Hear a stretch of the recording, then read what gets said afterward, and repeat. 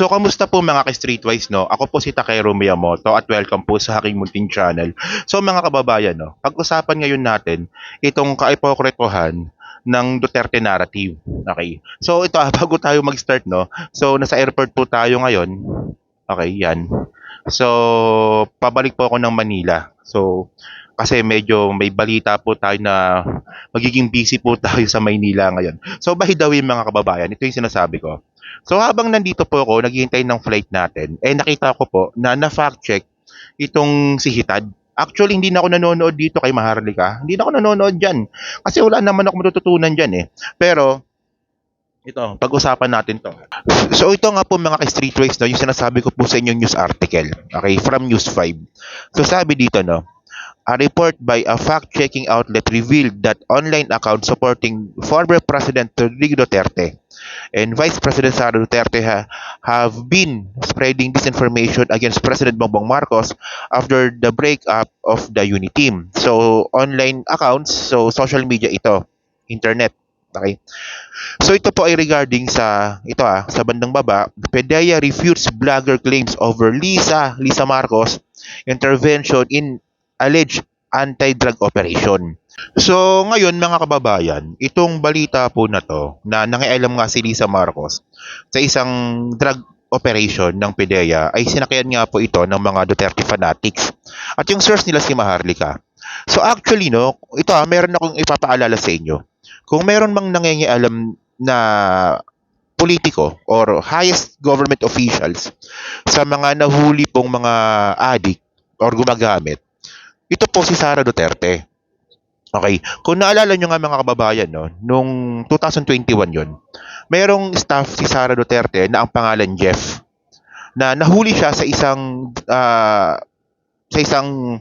bypass operation ng PDEA sa Davao City at nahulihan po sila ng 1.5 million na droga. At sa lahat po ng mga nagparty doon, itong si Jeff lang po talaga yung pinatakas ng PDEA. At syempre, isipin nyo sa lahat ng mga gumagamit sa party na yon, party, syempre merong ganunan, di ba? So bakit si Jeff na staff ni Sara, bakit siya lang po yung pinatakas? So babalikan po natin yung issue na yan. So ngayon, bago natin puntahan yung issue na po tungkol kay Jeff, pag-usapan muna natin itong pinagkalat na fake news ng mga DDS vlogger na in reality mga kababayan, yung bintang nila kay Lisa Marcos, ginawa pala ito ni Sara Duterte in reality. Okay, so ito yung balita. So ito po, no, ito na balita ito, December 26, 2024. Okay, so the Philippine Drug Enforcement Agency PDEA on Thursday refuted the claims of a blogger that First Lady Lisa Marcos intervened in a supposed anti-drug operation in Muntinlupa. Okay, in a video on YouTube, Claire Contreras, so si Maharlikang Hitad na Makati ang Keps, no?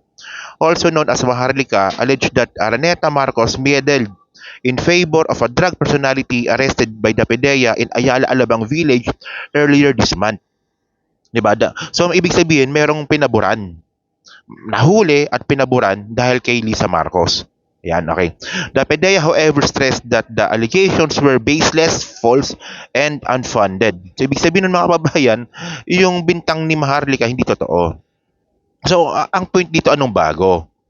Matagal na po nating alam na fake news po talaga itong si Hitad. Pero, ganyan po kabobo itong mga Duterte fanatics, mga kababayan. Diba? Tanga na nga sila, ginagawa pa silang tanga lalo ng mga vlogger nilang mga putragis na yan. So ngayon, ang bintang dito, diba, sabi ng PDEA, hindi daw po yung totoo. So bakit? Bakit hindi totoo? So ito, continue natin Okay. Investigation revealed that there was no recorded coordination or pre-operation report from any PDEA operating team or other law enforcement agencies within Ayala Alabang Village lodged in the agency's plans and operation reports management information system or forms for the month of December 2024, said PDEA in a media release. So wala silang ganong klaseng operation. Well, ang point dito, no, kahit na dinibang na po ito ng PDEA, hindi pa rin po maniniwala ang mga DDS dito kasi ang lusot ng mga vlogger ng mga Duterte dito, Eh, syempre, pagtatakpan ng PDEA yan. Okay. Tanga eh. Tanga po eh. So, ngayon mga kababayan, okay, itong source natin dito, nakuha, actually, hindi ko alam tungkol dito kay Jeff Tupas eh. May nag-info lang sa akin eh. Tapos, nung ni-research ko, totoo pala. So, ito galing itong media. Nabalita ito 2021. Okay. So, ngayon, ito ang point ko dito, ang binibintang nila kay Lisa Marcos na merong drug bypass operation ng PDEA na pinaboran ang isang suspect ng droga kasi nga kakampi nga daw po or nilakad, di ba? Or kapadrino si Lisa Marcos. So ayan ang fake news. Pero ito mga kababayan, hindi ito fake news kasi po nahuli to. So ang point ko dito, yung binibintang nila kay Lisa Marcos, ang gumagawa pala talaga nito si Sara Duterte nung si Sara pa lang po ay mayor. Eh ang akala ko ba sa Davao walang droga? Pero bakit may nahuling 1.5 million na droga, 'di ba? Sa loob mismo ng Davao City at staff pa ni Sara mismo yung nahulihan. So ito nabalita ito 3 years ago, 2021. Okay. Davao Mayor fires media office chief who was at party raided for drugs. Okay. So nahuli na po kasi kaya sinisante. So sabi dito no, okay, the Davao City Government Information Officer Jeffrey Tupas. So si Jeffrey Tupas nga ito resigned and was fired on the same day after she attended a birthday. She no kasi ano to, bakla to. Oh, she attended a birthday party where authorities seized about 1.5 million worth of illegal drugs and arrested 17 people during a raid. Mayor Sara Duterte said on Tuesday. So si Sara mismo nagpasibak dito. The text message, Jeffrey Tupas, the former information officer and ex-correspondent for the Inquirer. So ano pala siya no? Correspondent pala siya ng Inquirer. Admitted that she was at the party held on Saturday at the beach resort in Mabini Town, Davao de Oro province because like the other guests, I was invited. Okay. So ngayon mga kababayan, so ito yung kwento. So nahuli na nga po itong si Jeffrey Tupas na staff nga ni Sara sa isang party na nahulihan nga po ng 1.5 worth na illegal na nagbabawal na gamot. Okay. So ang point dito no, kinabukasan nabalita po ito from ABS-CBN na Davao City Info Chief allowed to leave during drug raid, suspect say. So dun po sa 17 po na nahuli. Sa 17 na nahuli mga kababayan, nag-iisa itong Jeffrey Tupas na pinatakas. O di ba? Kita niyo di ba? So bakit pinatakas? So bakit tumakas? Di ba? So kung merong mang padrino na pinagbibintangan itong maharlika na to, at nandibang po ito ng PDEA na hindi totoo. So ito, paano ito i-debunk ng mga Duterte Bobo supporter? Kasi ito recorded po ito. May archive dito sa Inquirer at sa ABS-CBN. Okay. Former Davao City Information Officer Jeffrey Tupas, so same person tayo and his companions were allegedly still present when authorities raided a beach party in Davao de Oro over the weekend but were allowed to leave. Some of those nabbed from the operation told a digital news outfit. A Newsline Philippine report on Tuesday showed an interview it did with men supposedly among those apprehended during the November 6 operation while in detention of the National Bureau of Investigation office in Davao City. Okay, so sa Davao de Oro nahuli, dinala sa NBI Davao City na hawak ng mga Duterte. Di ba? Nakuha niyo yung point ko mga kababayan. So yun nga yung point mga kababayan, di ba? Yung binibintang nila kay First Lady Lisa Marcos is ginawa pala ni Sara. So actually okay na nung una eh.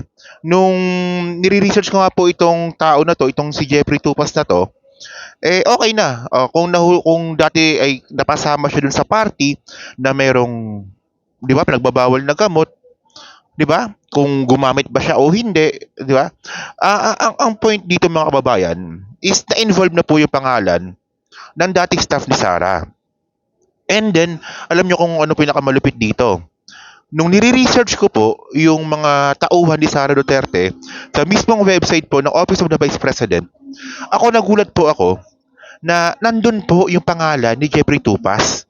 So tingnan nyo to ito ito website ito ng Office of the Vice President. So sabi dito, Directory of Key Officials.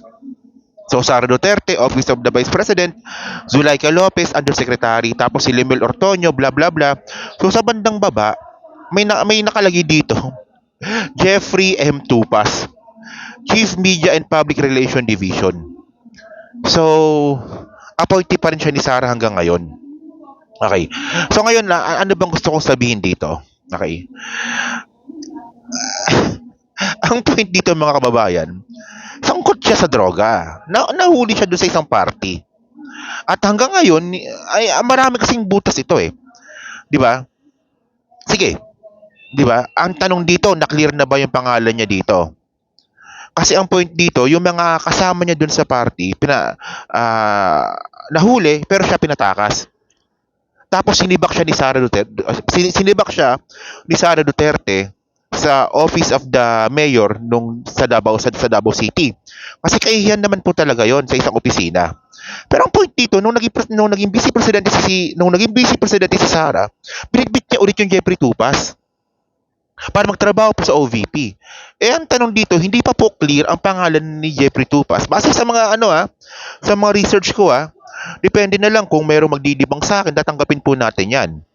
'Di ba? Pero hanggang ngayon hindi pa rin po kasi clear yung pangalan ni Jeffrey Tupas regarding po dito sa issue po na 'to. Tapos ngayon magugulat na lang ako na dating napasama at hindi pa clear. 'Di ba? Malay ba natin kung gumagamit ba o hindi? 'Di ba? Oh. Kasi walang walang closure eh. Dapat kasi ang point dito, kung talagang ayaw ng mga Duterte diyan sa pinagbabawal na gamot, dapat yung mga tauhan niya walang bahid at ni minsan hindi man lang na-involve dapat sa pinagbabawal na gamot. Yun nga lang itong Jeffrey Tupas is na-involve sa pinagbabawal na gamot. Hindi naman natin sinasabi na gumagamit o hindi, pero na-involve siya dito. Kayo nang bahala mag-isip kung anong sa tingin ninyo dito. So hindi malinis yung tao mo na-involve sa isang bypass operation tapos kinuha mo pa rin. 'Di ba? Andyan pa rin sa opisina mo. Hanggang ngayon, base ito sa sa website mo kung tinanggal mo na to, hindi ko alam kasi nasa website mo pa, andun pa sa directory ng Office of the Vice President yung pangalan ng Jeffrey Tupas. So, ano ba sinasabi ko dito? Ito po ang isang example ng padrino. 'Di ba? Kahit nahuli ka na, basta malakas ka, ganun talaga. Ganun eh. Duterte Duterte style of leadership yan eh. Dapat malakas ka. Para kahit anong gawin mo, kahit mahuli ka, makakalusot ka. So ang point dito, ang Duterte ay ayaw sa pinagbabawal na gamot. Kung mayroong staff diyan na na-involve sa pinagbabawal na gamot. 'Di ba? So dapat ma-clear ito para malinaw tayo. So yun mga kababayan actually kahit nasa airport ako nakapag-vlog ako, maraming salamat So yun mga ka-streetways so diyan po sa Team Replay po masabi nyo nga po dito sa kaipokritohan ng Duterte narrative. So kayo ba nag-agree ba kayo sa akin o gawa-gawa ko lang to? Hindi, malabong gawa-gawa ko lang to kasi may mga research tayo dito di ba? May mga reference tayo dito. So yun mga kababayan so pa-comment na po sa baba at binabasa ko pong lahat yan. Ayun po sa Team Replay, syempre pa-like, pa-subscribe at kung di naman kalabisan, pa-share na rin po na video po na to. So hanggang sa muli po, kita na lang ulit tayo sa susunod nating content. So thank you, salamat and bye-bye.